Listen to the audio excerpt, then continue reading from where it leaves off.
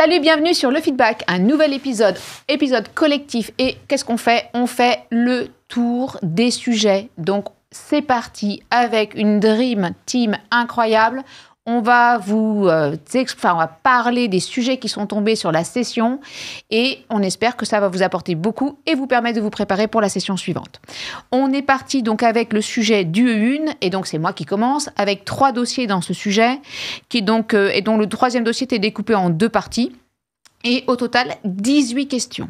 On peut se dire 18 questions, c'est énorme, mais en fait, a priori, c'est pas ce qui remonte. Voilà. Les thèmes abordés, c'est fusion, sauvegarde, contrat, responsabilité, rupture des relations commerciales, des questions de droit social. 3 questions de droit social incroyables. Elles avaient été réclamées l'année dernière dans le dernier rapport de jury. Donc, on lit le rapport de jury. Et il y en a eu 3, donc hyper important. Et ce qui montre aussi qu'on a besoin de ces bases de l'UE3 de DCG, même en DSCG. Droit fiscal, 6 points. Et ça aussi, c'est un grand changement par rapport à l'année dernière où il y avait très peu de questions et très peu de points. Là, il y en a 6. Un dossier complet de droit fiscal. Ça faisait des années que ce n'était pas arrivé, au plus grand bonheur des fiscalistes. Alors, du coup, là aussi, ça avait été demandé l'année dernière. Si vous lisez le rapport de jury, il était écrit qu'il n'y avait pas beaucoup de droit fiscal. Et bien là, cette année, il y a du droit fiscal. Ils ont été entendus, ce qui veut dire que vous allez lire le rapport de jury qui va sortir donc à la fin de la session pour y voir un petit peu ce qui pourrait tomber pour le prochain examen. Il n'y avait pas d'annexe. C'est la première fois, je crois, que je ne vois pas de sujet de droit sans base documentaire. Aucun annexe.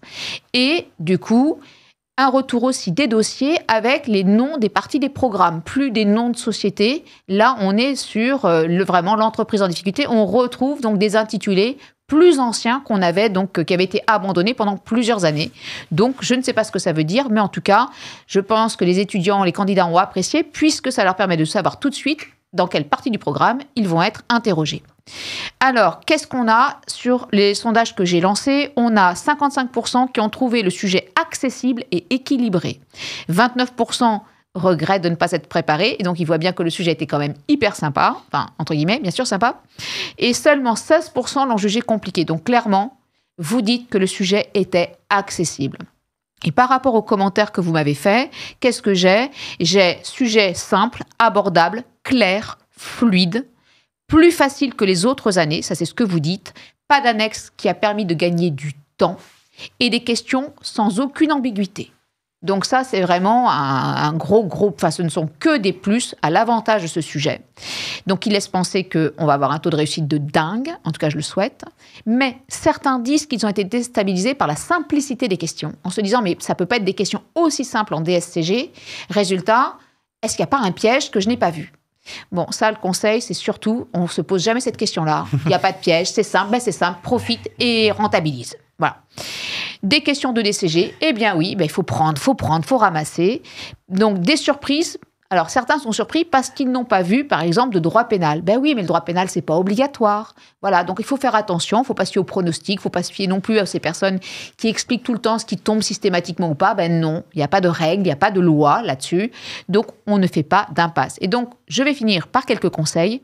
On ne se fie pas au pronostic. Ça, sachez que c'est du marketing.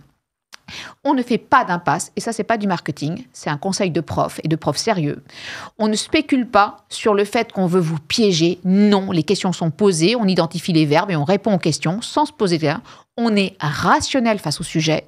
Et attention, j'ai entendu qu'il y avait beaucoup de confusion, donc il faut vraiment que vous soyez bien sûr de vos connaissances, et ça suppose une préparation bien en amont pour que les connaissances soient ancré et que vous fassiez bien les distinctions et les nuances entre les différents concepts qui peuvent être mobilisés sur une question. Alors attention, on ne panique pas, voilà, et donc ça c'est mon conseil pour l'UE1. Et on va passer au sujet de finance UE2. Samy, à toi, qu'est-ce que t'en dis? UE2, alors ce que j'en dis, je vais commencer déjà par parler de ce que j'ai entendu des candidats. Donc d'après les sondages, il n'y a que 20% des candidats qui l'ont trouvé injouable cette année. On a 42% qui l'ont trouvé moyen. Donc voilà, on est quand même sur une bonne session, pas un sujet piégeux. Pour réussir cette session, il fallait quand même aller vite, parce que 18 questions en finance. 3 heures. 3 heures, tout en sachant qu'on attend des calculs, mais on attend aussi de l'analyse. Donc il faut avoir un cerveau qui va vite dans les deux sens. Et donc, On est vraiment dans l'univers du conseil. C'est exactement ce que le sujet que j'ai devant les yeux me montre, c'est qu'on est dans l'univers du conseil. Donc, il y avait 3 dossiers, pas 4, ça aurait pu. 8 pour l'investissement, 8 points sur l'investissement, 6 sur le rachat via LBO, un classique le LBO, même si il n'est pas tombé toutes les années. Et par contre, une nouveauté, le financement participatif par crowdfunding. Donc ça, c'est vraiment, on rentre plus que dans le conseil, on rentre dans la finance de sens. Qui est-ce qu'on fait rentrer dans la société? Pourquoi? Quelle est l'opportunité? Alors, ce que j'aurais commencé par faire en tant que candidat, ce serait peut-être commencer par l'investissement, qui nous met en jambes, c'est du grand classique. Donc, on se met bien dans le cas, on montre qu'on est un candidat crédible qui mérite d'être corrigé tout de suite dans le premier recto verso. Bah oui, c'est dur le correcteur. C'est exactement ce que tu disais, c'est exactement ce que je dis à mes candidats. Le premier recto verso, c'est les 3 premières minutes du date, si vous voulez. C'est exactement ça. Donc, si vous voulez, ce sujet n'était pas forcément piégeux. Le seul piège, c'est le temps. D'accord? Et le fait de ne pas avoir compris qu'on n'était pas en salle des marchés. On n'attend pas des calculatrices. On attend des gens qui raisonnent et qui sont capables de s'expliquer. C'est peut-être l'UE qui m'a donné envie de devenir expert comptable. Pourquoi? Parce que la construction des comptes, je la connaissais à travers la comptabilité approfondie, la consolidation. Mais par contre, le conseil, je l'ai appris à travers cette UE. Ok. Exactement. Est-ce que tu peux nous dire combien il y avait de questions à peu près donc sur ce sujet? Je peux dire 17 ou 18, parce qu'il y en a une qui était décomposée en 2. Voilà. Ok. Et donc, ça touchait des parties du programme qui étaient assez fréquentes dans les petites particularités, avant de donner la parole à mon successeur. Donc, c'est qu'on a 2 sujets, 2024-2025, qui ne sont pas tout à fait les mêmes. On était dans une grosse structure en 2024, et là, on est dans une petite PME. Donc, ce qui est beau dans cette épreuve, c'est qu'on ne travaille pas uniquement pour les grosses structures. Il faut aussi adapter son raisonnement pour les petites boîtes qui sont susceptibles de faire appel à de nouveaux investisseurs. Ok. Alors moi, sur les stats, j'ai 49% qui l'ont trouvé accessible, donc là, à peu près la moitié, donc ça c'est quand même carrément cool. 35% qui le trouvent quand même compliqué et 16% qui l'ont trouvé classique. Les retours positifs, c'est qu'ils ont été guidés. Ils trouvent que le sujet les a bien guidés, les questions, notamment sur le dossier 1, les amènent à... ils répondent à la question, mais même s'ils sont trompés, il y a des réponses dans lesquelles la question suivante, ce qui fait qu'ils peuvent continuer à faire le dossier, même s'ils se sont trompés, c'est ce qui remonte. Ensuite, ils disent que le dossier 1 était bien dans le programme, donc ça c'est pas mal. Ils trouvent qu'il n'y avait pas beaucoup de technique et que du coup, c'était plutôt cool, mais déstabilisant parce qu'ils ont eu l'habitude, en tout cas, de se préparer sur des sujets très techniques. Voilà. Et par contre, ils ont trouvé le dossier 1 très long. T'en penses quoi, toi? Très long, le dossier 1? Alors oui, très long, oui et non. Parce que c'est quand même un dossier sur lequel on a quand même certains réflexes. Donc, un candidat préparé, solide, normalement, il peut aborder ce dossier en un laps de temps assez correct. Ok. Voilà. Après, ils me disent, j'ai une remontée sur le dossier 3. Ils ne comprennent pas, ils n'ont pas trouvé, alors certains n'ont pas trouvé la logique à ce dossier 3. Bon, ils l'ont traité, mais ils ne comprennent pas pourquoi tout d'un coup, il y a ce dossier 3 qui semble très décorrélé, déconnecté des dossiers 1 et 2. C'est exactement ce que je disais, on quitte la salle des marchés. On est vraiment dans l'opportunité, le conseil, la possibilité de faire appel à de nouveaux investisseurs qui ne ressemblent pas forcément aux investisseurs de départ. Cette opportunité donc génère aussi des doutes, des incertitudes, un risque aussi. Et c'était l'objectif d'en parler. En fait, l'objectif, c'était vraiment d'en parler, de donner son avis construit. Ok. Il y a aussi ils trouvent que le calcul était de niveau DCG, avec notamment des formes de la vanne, si j'ai bien compris. Et là aussi, un niveau de difficulté qui les déçoit un peu par rapport au travail qu'ils ont fait sur toute l'année, en fait. C'est une très bonne question. Alors, pour se préparer au DSCG, peut-être moins donner d'énergie sur la partie calculatoire. Je vais donner un exemple. Si je devais me préparer pour 2026, du coup, eh bien, peut-être que je prendrais certains sujets et je garderais les calculs déjà faits, alors qu'ils se demandaient, et je ne travaillerais uniquement que sur la partie raisonnement. C'est ce qui pourrait me faire progresser beaucoup plus vite dans ma préparation au DSCG. C'est exactement ce que je donnerais comme... Et une autre remontée, c'est l'absence de chapitres majeurs comme l'évaluation, les risques de taux, par exemple. Voilà. Et donc, je ne sais pas si c'est un ressenti. Toi, en tant que formateur, est-ce que tu confirmes ou pas? Alors, c'est peut-être la grosse difficulté. Voilà, s'il y en a une, c'est peut-être le fait que les sujets soient un peu plus aléatoires en finance, contrairement à une UE comme la comptabilité, où on sait qu'on va avoir de la conso, à peu près sur la moitié des points, IFRS et de l'audit. Là, pour le coup, on peut On peut beaucoup faire fluctuer le sujet, beaucoup. Hein. Donc c'est normal. C'est normal, voilà. Il faut s'y attendre. Il faut se préparer comme ça aussi. Est-ce que tu as d'autres conseils à donner sur la préparation à cette UE pour ceux qui vont écouter cet épisode, qui vont donc comprendre ce qui s'est passé et du coup qui doivent se préparer? Alors en fait, pour moi, la préparation de la finance est l'opportunité de comprendre que nous, on a la connaissance, mais ce qui fait notre véritable valeur vis-à-vis des clients, c'est de pouvoir la communiquer, pouvoir conseiller, pouvoir apporter cette valeur dans le temps et dans le conseil. Et c'est exactement ce que nous demande de faire l'épreuve de finance.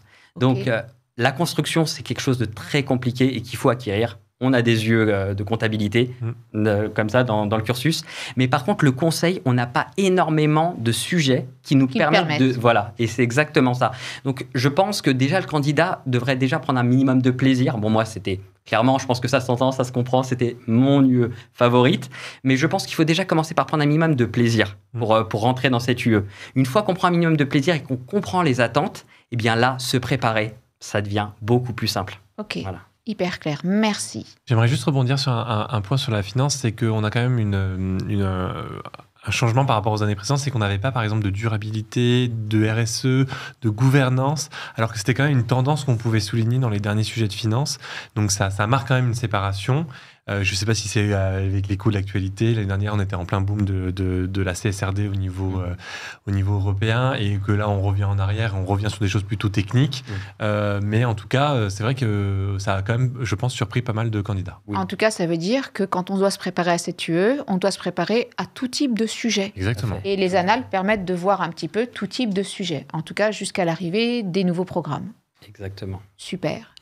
On passe à l'UE3 avec Denis. Ça peut être la transition d'ailleurs pour l'UE3, c'est-à-dire qu'au regard d'un contexte qui est posé, on peut avoir n'importe quel type de partie du programme et on peut être surpris, déçu de se dire bah ouais mais tout ça il y en a pas beaucoup. L'année dernière pas du tout de RH alors que c'était et qu'on la retrouve une cette partie année. entière et on la retrouve heureusement cette année puisque quand même un quart du programme c'est quand même beaucoup.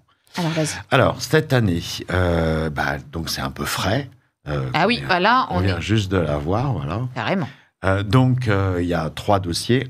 Et ces 3 dossiers, donc un premier dossier où ils partent d'un problème RSE, à partir duquel ils vont essayer de mettre en place un contrat et de voir les conséquences de ce contrat, calcul d'écart pour voir les profitabilités, évidemment, et donc les liens après et les conséquences sur les parties prenantes. Voilà. On est sur un dossier, 5 questions, excessivement transverses. On peut même, là, il y a 6-7 points du programme qui sont reliés à travers ce dossier. Ça, c'est typiquement cette épreuve. C'est-à-dire que je ne peux pas faire non plus d'impasse et je dois m'attendre à beaucoup de choses. Donc ça, c'était le premier dossier. Deuxième dossier, un diagnostic interne au regard d'un besoin.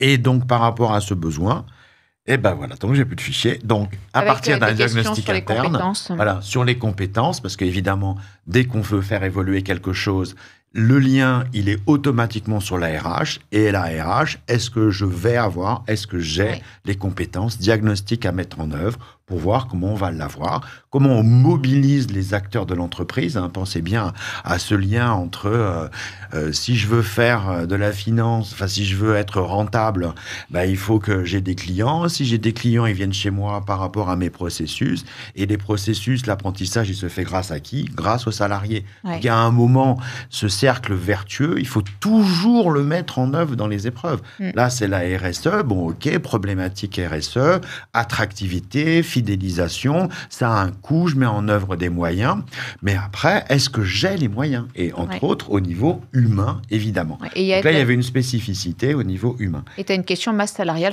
avec, évidemment, qui dit humain, dit politique à mettre en œuvre. Là, c'était la politique de rémunération. Évidemment, c'est donc quelque chose dont on parle beaucoup aujourd'hui, la rémunération, parce que c'est un coût pour l'entreprise, mais à la fois, c'est un facteur d'attractivité, de fidélisation, de motivation, pas à long terme, mais en tout cas à court terme. Donc voilà, comment je peux fédérer mes acteurs grâce à ma politique de rémunération qui ne doit pas non plus me pénaliser. Et donc, il y avait un troisième dossier. Et un troisième dossier, voilà. Un troisième dossier sur, alors là, un point très, très, beaucoup plus précis du programme, qui tombe très très peu, qui n'était pas tombé depuis très longtemps, donc d'ailleurs qui ne s'enseigne pas pendant très longtemps, sur le périmètre, mais c'est normal, là il y avait des rachats d'entreprises, donc c'était cohérent, le périmètre et les prix de cession interne avec leurs conséquences. Et coût de transfert. Oui, coût de transfert, prix de cession interne, on est un peu dans le même truc. Oui, c'est ça. Et donc là, il fallait avoir une bonne connaissance parce que, en fait, il fallait manipuler les prix de cession interne, voir leurs conséquences sur les résultats entre les différentes filiales concernées. Prix de transfert parce qu'il y avait des filiales, et prix de cession interne parce c'était intragroupe. Et donc voir les conséquences et surtout rééquilibrer par rapport à ces prix de cession interne.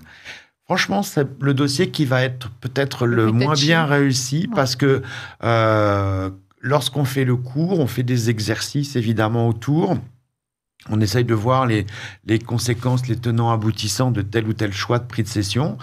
Mais c'est subtil quand même. C'est subtil. C'est pas quelque chose qui se fait très, très souvent. Je profite de ce que tu dis sur subtil. C'est-à-dire que dit la remontée des personnes qui ont répondu au sondage, c'est qu'on a 31%, donc un tout petit tiers à peine, qui le trouvent gérable, accessible, équilibré, mais 54% l'ont trouvé compliqué et très long, et 15% disent qu'ils n'ont pas assez révisé de toute façon. Et dans l'aspect quali, en fait, on retrouve le trop long, et des calculs, notamment d'écarts, ils disent, les personnes qui font la remontée, d'écarts qui ont été difficiles, pas des écarts classiques, des écarts un peu sophistiqués qui supposaient de s'approprier certainement le sujet de manière importante, et une impression qu'il y avait beaucoup de contrôle de gestion. Alors, moi j'ai plusieurs réponses à ça. Vas-y. Donc là, et tes conseils du coup. Voilà. Alors, donc le première question par rapport à la dimension au niveau des écarts. Certes, au niveau du DCG, les écarts, ils sont classiques. L'écart sur chiffre d'affaires, sur marge, sur coût, voilà, c'est assez classique. Après, dans la réalité, on est sur des situations qui sont beaucoup plus compliquées. Des écarts de gestion de projet, des écarts avec beaucoup plus de variables, etc. Ce que l'étudiant ne fait pas, c'est que quand il a appris les écarts par cœur, il ne prend pas en compte la finalité de l'écart. C'est-à-dire, il y a forcément à un moment une dimension quantitative, forcément à un moment une dimension monétaire. La monétaire, elle va se faire avec des quantités réelles. L'écart sur des prix, elle va se faire avec des quantités réelles, des écarts sur quantité, avec des prix prévus. Voilà, avec une progression pour comprendre comment je peux faire évoluer mes coûts, comment je peux faire évoluer mes projets ou mes bénéfices, comme ici, en espèces. Donc, si j'ai plein de variables, comment se construisent-elles ? Quels sont les liens entre ces différentes variables ? Et donc, comment je peux arriver à les orchestrer ? Voilà, ça, c'est important. Et qu'est-ce que tu réponds aux candidats qui disent qu'il y avait beaucoup de contrôle de gestion, pas de mana ? Toi, tu réponds quoi à ça ? Alors, bien sûr, cette épreuve, elle s'appelle management et contrôle de gestion.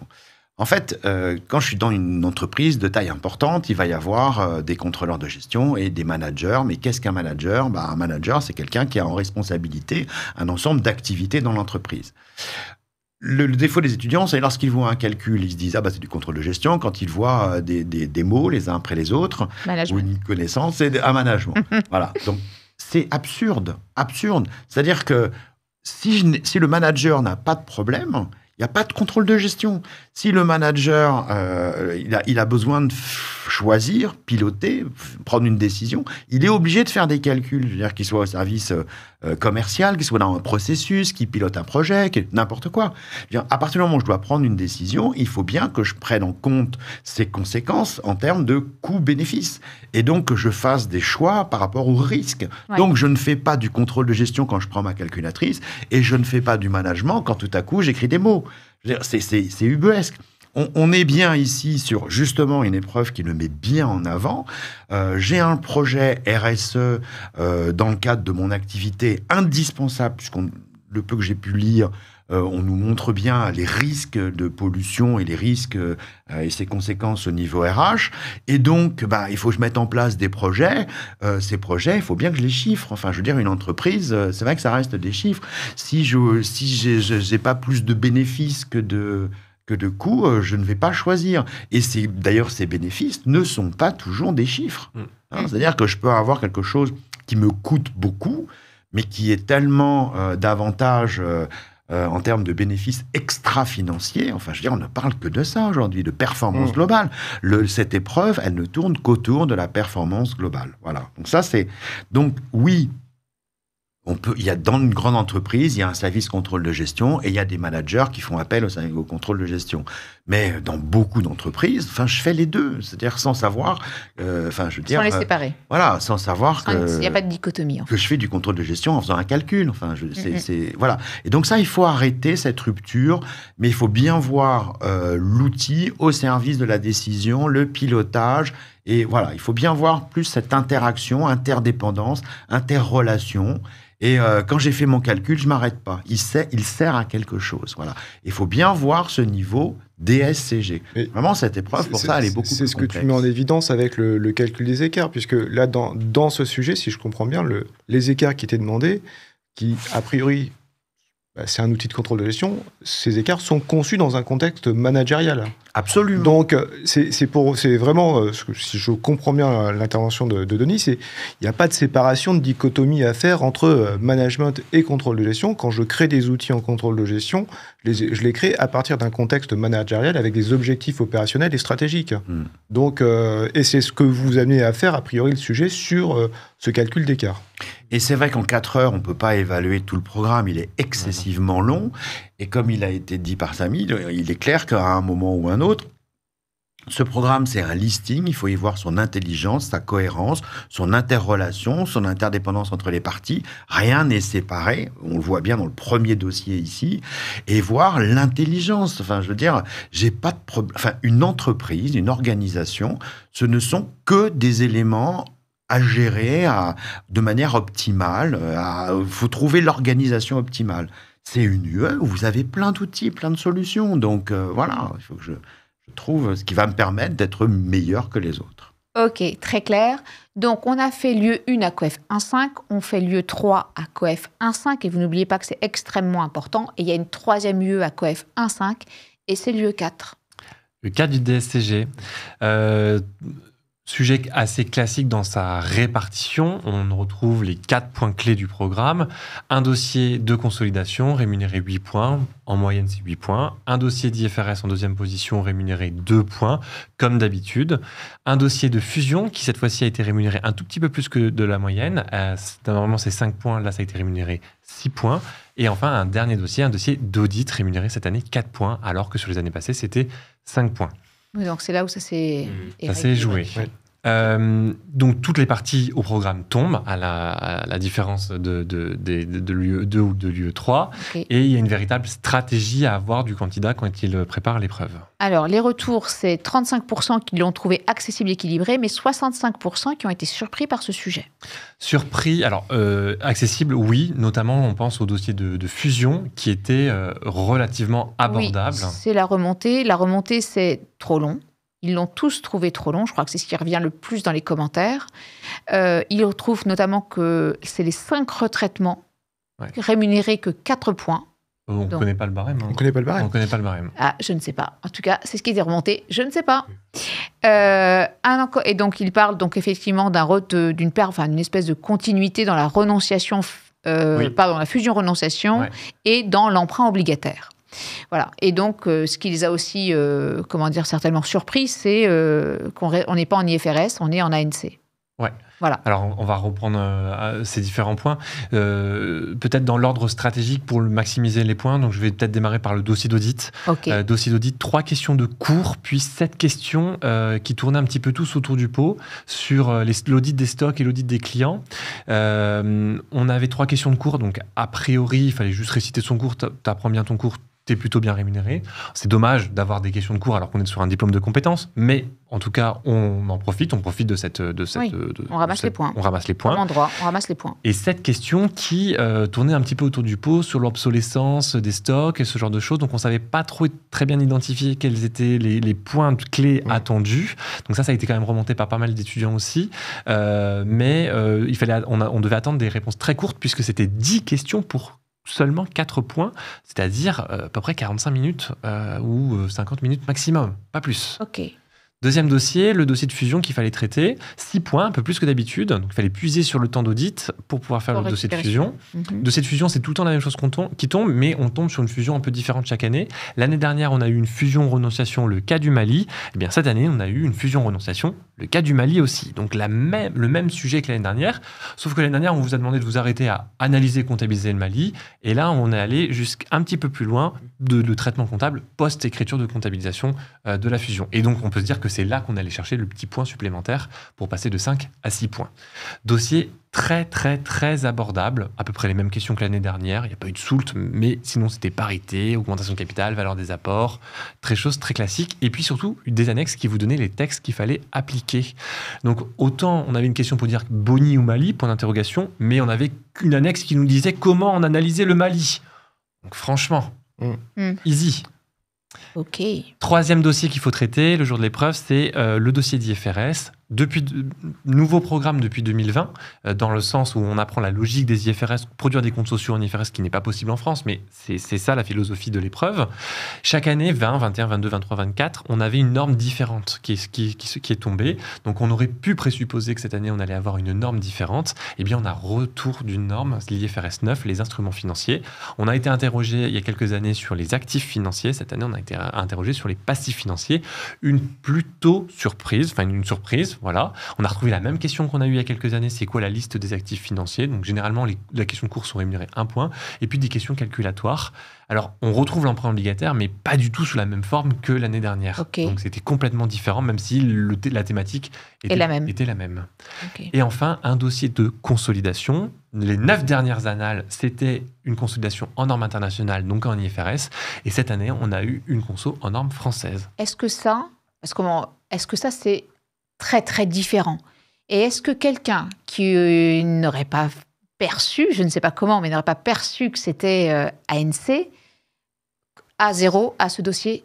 Pas du tout. Okay. Parce qu'en fait, la conso, c'est pas on fait 5 chapitres en ANC et 5 chapitres en IFRS. On comprend la logique de la conso. Souvent, le point de départ, c'est l'ANC et on vient de dire les spécificités de l'IFRS. Donc non, ce n'était pas une barrière à l'entrée du dossier de conso qui était sur 8 points. Cependant, on aurait pu se dire, allez, ils ont osé mettre l'ANC, donc ce qui est bien, mais ils ne sont pas allés forcément jusqu'au bout parce qu'il n'y a pas eu les pièges de l'ANC. On est resté sur des sujets très classiques. Un périmètre qui tombe chaque année et sans les pièges de l'ANC.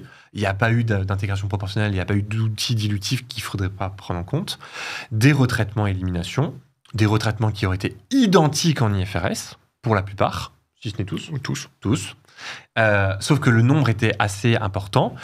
On n'a pas eu 3 retraitements et éliminations comme on peut avoir par le passé, mais on en a eu 5. Cependant, je pense que c'est à l'avantage du candidat, puisque il n'y avait pas de retraitement complexe.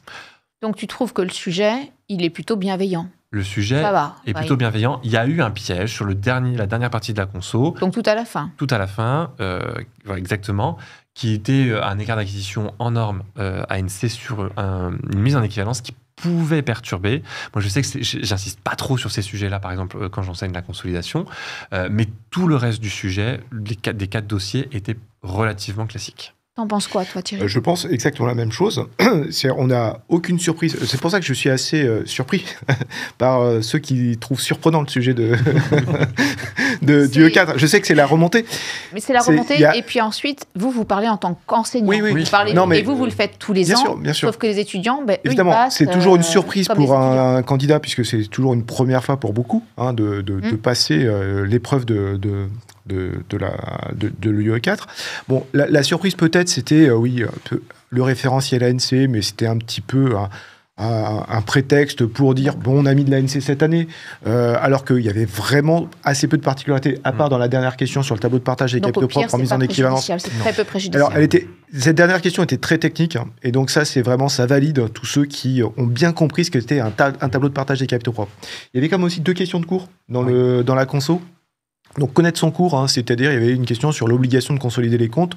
Ça, c'est dans le code de commerce. Si vous connaissez, ça, c'est quelque chose que vous ne pouvez pas inventer. Vous avez parfois dans le sujet, dans la partie de conso, ce type de questions. Et il y avait aussi une question sur le référentiel, l'obligation d'utiliser le référentiel ANC ou IFRS pour la société en question. qui n'étaient pas cotés sur un marché réglementé. C'est une question, mais vraiment classique. les deux, ouais. Vraiment, ça, c'est des points des demi-points, des quarts de points, je ne sais pas exactement, on ne connaît pas le barème, mais c'est vraiment des points qu'on vous donne. Ça, vous ne pouvez pas les négliger, et c'est extrêmement facile. Alors là, j'étais un peu en désaccord avec Gaël sur comment j'aborde l'épreuve. Moi, en fait, je dis à mes étudiants, la conso, c'est tout le temps la même chose. C'est un périmètre, c'est parfois des questions de cours, c'est des écritures de retraitement, c'est de la juste valeur à calculer, c'est des écarts d'acquisition, c'est des tableaux de partage des capitaux, c'est tout le temps les mêmes items, les mêmes outils, les mêmes techniques que l'on déploie. Moi, je leur dis, en plus, c'est 8 points, commencez par ce dossier. Moi, je leur dis, commencez le jour par ce dossier, c'est 8 points, vous êtes en terre connue, il n'y a aucun problème, vous faites le périmètre, les 8 points, vous les assurez, et ensuite, vous passez, moi je le dis souvent, c'est fusion ou normes IFRS en fonction de votre appétence, du sujet, et on se garde l'audit pour la fin. Pourquoi ? Parce que l'audit, justement là, il y avait beaucoup de questions. Comme c'était peut-être un peu déroutant, commencer par l'audit, c'est aussi consommer peut-être un peu trop de temps et ne pas en avoir assez pour juste la consolidation qui finalement était très technique. En tout cas, ce que je comprends, c'est qu'il faut vraiment être le maître du temps avec vos sujets à vous. Hein. C'est Pas vraiment... de conso, on sait quand on le démarre, mais moi, je ne sais jamais quand je le finis. Hein. Donc, on peut très vite dériver et empiéter sur le temps des autres parties. Pour l'avoir fait le sujet, pour l'avoir fait personnellement, le corriger, donc de faire le sujet en situation réelle, 4 heures, même en étant prof, il faut vraiment cravacher. Ouais. C'est que là, il n'y a aucun temps mort, parce que moi, je l'ai fait sur Excel en plus, donc ça va beaucoup plus vite pour tous les calculs, parce que je peux automatiser beaucoup de choses. Mais un candidat n'a pas Excel, sa calculatrice, et doit vraiment développer des automatismes. C'est-à-dire que quand on part sur une question même de retraitement, une question de retraitement, il y avait une question retraiter les frais d'établissement. Il faut savoir exactement comment ça s'enregistre en compta. Donc, on reparle, ça fait le lien avec la compta approfondie, avec la compta, l'UE10 de DCG. C'est-à-dire que ça, c'est des prérequis comptables que vous devez avoir pour cette épreuve. Le cours de consolidation, on ne va pas rappeler ce que c'est que des frais d'établissement, comment ça s'enregistre, les méthodes de... Non, ça, vous devez le connaître. C'est le b.a.-ba, c'est les prérequis. Et donc, développer des automatismes et les faire le plus rapidement possible. Tu as raison, Céline, c'est la gestion du temps dans cette épreuve. J'ai 4 heures, je ne peux pas flâner dans cette épreuve. Je ne peux pas, comme on a pu le dire, prendre des goûters, prendre un sandwich, commander une pizza, aller aux toilettes. Non, c'est vraiment... les candidats, c'est important. C'est ça. En fait. Et les candidats qui ont les meilleures notes, c'est simple. On a l'impression d'enfoncer une porte ouverte. Évidemment qu'on va enfoncer une porte ouverte, mais c'est ceux qui traitent tous les dossiers et qui traitent tout à fait. toutes les questions. De tous les dossiers. Et alors pas forcément tout le temps parfaitement, mais je traite toutes les questions. Tous les points. Exactement, je cherche tous les points. Et les questions dans un dossier sont toutes indépendantes les unes des autres la plupart du temps. Normalement, c'est ça. Sur ce sujet, c'était le cas. Il n'y a que la question qu'il faut bien traiter dans la conso, c'est le périmètre de conso, parce que on ne peut pas la traiter à la fin. Parce que on a besoin des pourcentages d'intérêt pour faire les tableaux de partage des capitaux propres. Donc, c'est la question qu'on doit traiter de manière en premier. Et le reste, après, on doit vraiment, j'allais dire, être un peu familier, on doit bourriner. C'est vraiment, il faut pas perdre de temps. Ok, très clair. Est-ce que vous avez un autre truc à dire sur cette UE4 ? Non, pour moi, je trouve qu'on est vraiment dans l'attendu de l'épreuve. Okay. Quelque chose de classique. Il y a toujours des surprises pour des candidats. Ce qui est un peu logique sur un sujet d'examen. Sur un sujet d'examen, on est en ANC, c'est surprenant, mais si on a bien travaillé, comme on a pu le dire, on a consolidé des connaissances pour... Il y a une petite chose que... Alors, vous avez parlé de la gestion du temps. Je suis tout à fait d'accord avec vous. Mais il y a quelque chose qui est peut-être un peu plus vrai aussi en UE4, c'est la gestion des émotions. Oui. Je parle des retraitements. Souvent, cette partie-là est très glissante. Ouais. Et ça peut faire perdre les pédales à un candidat solide. Ouais. Pourquoi ? Parce qu'il s'est noyé dans les retraitements. Et le fait de redémarrer après, ça va être très compliqué. Je m'explique. J'ai formé à l'UE4 et l'UE1. Je pense qu'à l'UE1, on ne peut pas perdre les pédales sur une question. Alors, je vais t'interrompre tout de suite. Dis-moi. Tellement j'ai eu de retours de panique, justement, après les épreuves. Et donc, du coup, je pense que ça, c'est pas propre à une UE. Non. Je pense que la panique peut intervenir à n'importe quel moment d'une épreuve. Et là, par exemple, j'ai eu hier plusieurs personnes au téléphone qui m'ont fait part d'avoir perdu tous leurs moyens. Et en sortant, mais je savais faire. Je repense à quelqu'un aussi en UE4 qui a paniqué, en UE1 qui a paniqué et qui sont sortis déçus, pleurant, parce qu'ils se sont dit, ils ont perdu leurs moyens. Et la panique et les émotions l'ont emporté et ils n'ont pas pu reprendre le contrôle de l'épreuve. Je suis pas sûre que ce soit c'est spécifique. pour ça que j'ai dit que c'était un peu plus vrai. Je m'explique. L'UE 4, c'est la seule UE où on doit avoir la gymnastique intellectuelle pour passer d'un référentiel à un autre. Et où est-ce qu'on le voit ? On le voit au moment des retraitements. On doit passer d'un référentiel à un autre. Donc déjà, prérequis, il faut être très fort en comptabilité et savoir l'attente de l'autre référentiel. En finance, qui est comme une UE très technique, je leur dis, pour moi, la comptabilité est quand même plus technique que la finance. Pourquoi ? Parce qu'en finance, il n'y a qu'un seul référentiel. Un LBO, tu sais le traiter. On ne te demandera pas de traiter un LBO en French et en IFRS, ça n'existe pas. D'accord ? Par contre, en comptabilité, on va te demander cette gymnastique intellectuelle du passage. Et souvent, les gens craignent les retraitements. Alors, le fait qu'il y en ait eu 5 cette année, peut-être que c'était une chance pour les candidats. Le fait de se dire, j'aurais peut-être pas les 5, mais au moins, voilà, exactement. Voilà. Et le fait de pouvoir redémarrer, je ne sais pas. En tout cas, je trouve que c'est important ce que tu as dit d'en parler parce que je pense que c'est fondamental en fait, quel que soit lieu. Moi, ça serait mon conseil ultime, c'est la gestion de ses émotions. Et je pense que dans les conseils à donner, c'est de trouver les solutions pour gérer son stress. Et pour moi, ça passe par la respiration. Donc moi, c'est mon conseil ultime. On apprend à gérer ses émotions, à gérer les montées de panique et on apprend à respirer, quitte à un moment donné, pendant quelques minutes, tout poser, fermer les yeux et rentrer à l'intérieur de soi pour reprendre le contrôle parce que de toute façon, sinon, c'est foutu. Et comme tu l'as déjà dit, c'est ayez confiance en vous. C'est comme ça que vous allez gérer vos émotions aussi. C'est-à-dire que si vous avez confiance dans le travail que vous avez accompli au cours de l'année, c'est plus facile de gérer les émotions que quand c'est pas le cas. Donc, ayez confiance en vous sur un sujet de compta, sur un sujet de contrôle de gestion management, sur un sujet de finance, etc. Cette confiance, elle va vous permettre d'aborder le sujet plus sereinement et en contrôlant, en étant maître de ses émotions. Et ça devrait bien se passer. De toute façon, c'est trop tard pour, pour pleurer. Il y a d'autres épreuves peut-être aussi pour les candidats. Oui, et c'est pour ça aussi, parce que certains disent « je ne vais pas aller ». Moi, j'ai un ne vous étudiant démobilisez pas. qui a dit je ne vais pas aller, ça vaut pas le coup. Mais si, ça vaut le coup, justement. Ça vaut le coup. Il faut s'accrocher. Je vous propose, puisqu'on a fini de faire le tour des UE, alors, il n'y a pas la 5. Désolé pour MSI. Je n'ai pas trouvé de prof de MSI non plus. Désolé, je n'ai pas ça dans mon portefeuille. Je vous propose de faire un dernier tour de table sur votre conseil ultime aussi pour ceux qui vont regarder cette vidéo et qui vont donc se préparer et se présenter l'année prochaine. Samy, on commence. Quel est ton meilleur conseil ? Mon meilleur conseil, alors, se faire confiance. Je vais rebondir sur ce conseil. Déjà pris, tu peux pas. Mais je vais expliquer pourquoi je vais aller sur un deuxième niveau d'analyse. Il y a une disparité des profils quand même dans le DSCG qu'on n'a pas en DCG. On a des profils qui sont purement scolaires, et c'est peut-être un avantage comparatif, et des profils qui reprennent les études ou qui ont mis beaucoup plus de temps, qui sont un peu moins scolaires. Et ce que je peux recommander, c'est qu'il faut accepter par moment d'être un petit peu moins scolaire au DSCG. Je vais prendre le lieu de droit, et encore une fois, je parle sous ton contrôle. Ce qu'on peut demander en droit, en fiscalité au DCG, ne sera pas demandé au DSCG. En pénal également. Ce que je veux dire, on n'ira jamais aussi loin parce que c'est une matière à part entière au DCG. Et il faut accepter d'être quelqu'un qui sait, qui est capable de comprendre la problématique, d'expliquer son point de vue, mais sans faire l'exposé qu'on attendait au DCG lorsqu'on était en droit fiscal. Donc, quand je dis un peu moins scolaire, j'entends ça justement. Se faire confiance, parce qu'on a des capacités maintenant, et on se connaît, on a même une expérience dans les études. C'est ça aussi, on a appris avant de devenir expert comptable, on devient expert dans les études. Donc, il faut accepter ça et avancer avec ça. C'était mon conseil. Et toi, Denis ? Alors, déjà, je crois qu'il faut en effet bien maîtriser le programme de DSCG, de DCG aussi, ça a été rappelé. Il y a quand même des bases, entre autres, un calcul de masse salariale ou un calcul d'écart ou autre. Donc voilà, je maîtrise le programme. Il n'y a pas photo, c'est encore un ensemble de savoirs, de méthodologies à maîtriser. Et la deuxième, là, je défends un petit peu cette matière management, contrôle de gestion, qui n'est pas forcément la matière la plus appréciée, mais bien comprendre l'intelligence de cette matière.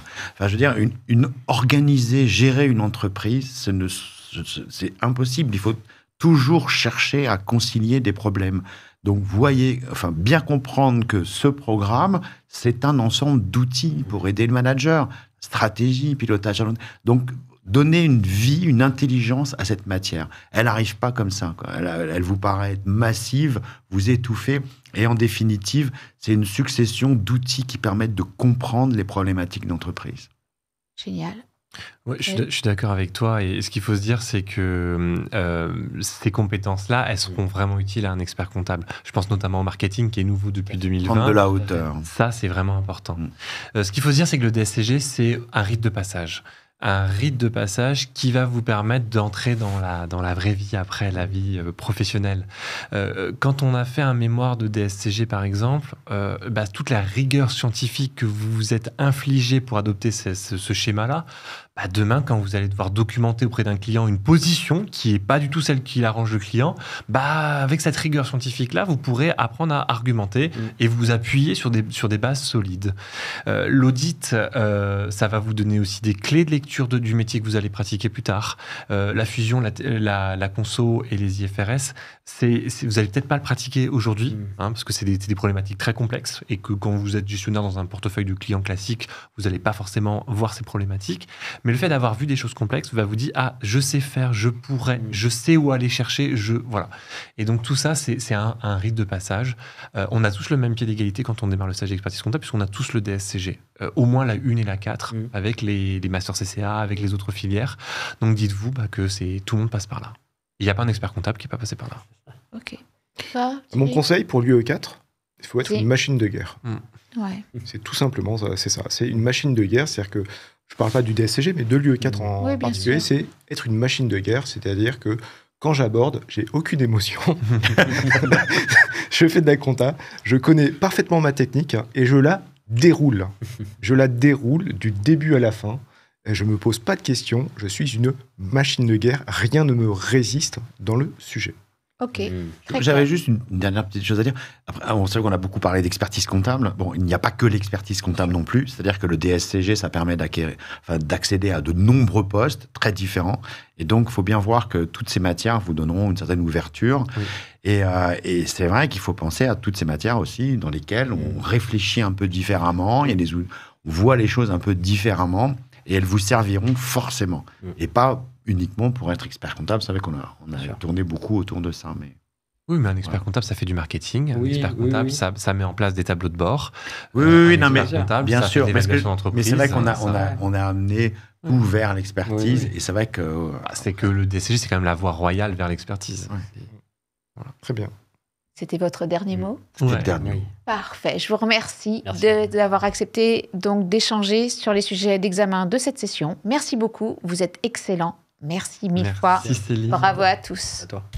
Merci d'avoir suivi cet épisode. J'espère qu'il vous a été utile. D'ailleurs, s'il vous a été utile, n'hésitez pas à commenter. Si vous avez envie d'autres vidéos, n'hésitez pas aussi à les indiquer en commentaire. Et n'oubliez pas, suivez-moi sur TikTok, Instagram, LinkedIn.